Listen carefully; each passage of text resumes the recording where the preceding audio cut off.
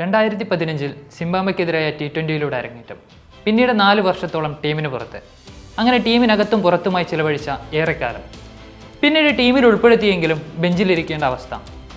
Short സെലക്ഷൻ്റെ പേരിലും കിട്ടുന്ന അവസരങ്ങൾ മുതലാക്കിയില്ലെന്നുമുള്ള വിമർശനങ്ങൾ. ഇന്ത്യൻ ക്രിക്കറ്റിലെ നോർത്ത് ഇന്ത്യൻ ലോബിയുടെ താൽപ്പര്യങ്ങളിൽ പലപ്പോഴും ടീമിൽ നിന്ന് തഴയപ്പെട്ടു. ഏകദിനത്തിലും T20 പരാജയപ്പെട്ട പലർക്കും അവസരങ്ങൾ വാരിക്കോരി നൽകിയപ്പോഴും അയാൾക്ക് മതിയായ അവസരങ്ങൾ നൽകിയില്ല.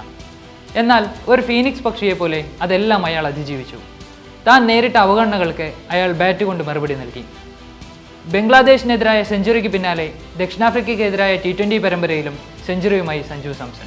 ഓപ്പണറായി ഇറങ്ങിയ സഞ്ജു 50 പന്തിൽ നിന്ന് 7 ബൗണ്ടറികളും 10 സിക്സറുകളും നേടി 107 റൺസ് എടുത്താണ് പുറത്തായത്.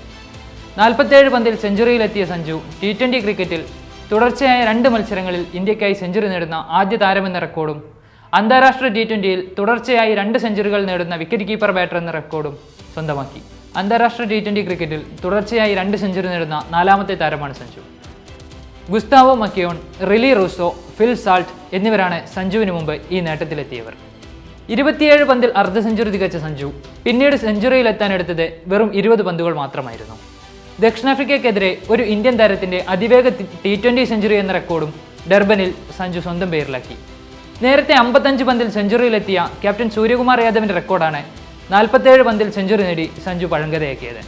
ഒക്ടോബർ 13 ഹൈദരാബാദിൽ ബംഗ്ലാദേശിനെതിരെ നടന്ന T20 മത്സരത്തിലും സഞ്ജു സെഞ്ചുറി നേടിയിരുന്നു. അന്ന് ബംഗ്ലാദേശിനെതിരായ പരമ്പരയിലെ അവസാന മത്സരത്തിൽ 40 പന്തിൽ നിന്നാണ് സഞ്ജു സെഞ്ചുറി തികച്ചത്. മത്സരത്തിൽ 47 പന്തിൽ നിന്ന് 111 റൺസാണ് സഞ്ജു അടിച്ചുകൂട്ടിയത്. അന്ന് ബംഗ്ലാദേശ് സ്പിന്നർ റിഷാദ് ഹുസൈനെതിരെ ഒരു ഓവറിൽ 5 സിക്സറുകൾ നേടി സഞ്ജു കാണികളെ ആവേശത്തിലാഴ്ത്തിയിരുന്നു. ടീമിനകത്തും പുറത്തുമായി ചിലവഴിച്ച വർഷങ്ങളിലെല്ലാം IPL സ്ഥിരതയാർന്ന പ്രകടനമാണ് സഞ്ജു നടത്തിയിട്ടുള്ളത്. എന്നാൽ അതൊന്നും തന്നെ സഞ്ജുവിന് ദേശീയ ടീമിലേക്കുള്ള വഴി തുറന്നിട്ടില്ല. ഒടുവിൽ നേരിട്ട എല്ലാ വിമർശനങ്ങൾക്കുള്ള മറുപടി എന്നോണമായിരുന്നു ബംഗ്ലാദേശിനെതിരെയുള്ള സഞ്ജുവിൻ്റെ ബാറ്റിംഗ്. T20 സഞ്ജുവിൻ്റെ സ്ഥാനം ഉറപ്പിക്കുന്നതായിരുന്നു അന്നത്തെ പ്രകടനം. വൈകാതെ തന്നെ സൗത്ത് ആഫ്രിക്കയ്ക്കെതിരായ 2020 പരമ്പരയ്ക്കുള്ള ടീമിലും സഞ്ജു ഇടം നേടി. ബംഗ്ലാദേശിനെതിരായ മത്സരത്തിലെ അതേ ഫോമിലായിരുന്നു സഞ്ജു സൗത്ത് ആഫ്രിക്കയ്ക്കെതിരെയുള്ള ആദ്യ മത്സരത്തിലും ഇറങ്ങിയത്.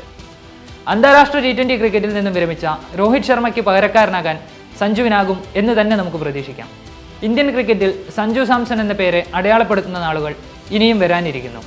കാലം അങ്ങനെയാണ്, എല്ലാവർക്കും ഒരു അവസരം കരുതി വെച്ചിട്ടുണ്ടാവും. നിരന്തരമായി ടീമിൽ നിന്ന് തഴയപ്പെട്ടപ്പോഴും തളരാതെ പോരാടിയ മലയാളികളുടെ പ്രിയപ്പെട്ട സഞ്ജു സാംസനെ പോലെ. Waytonikah.com, the exclusive Muslim matrimonial site.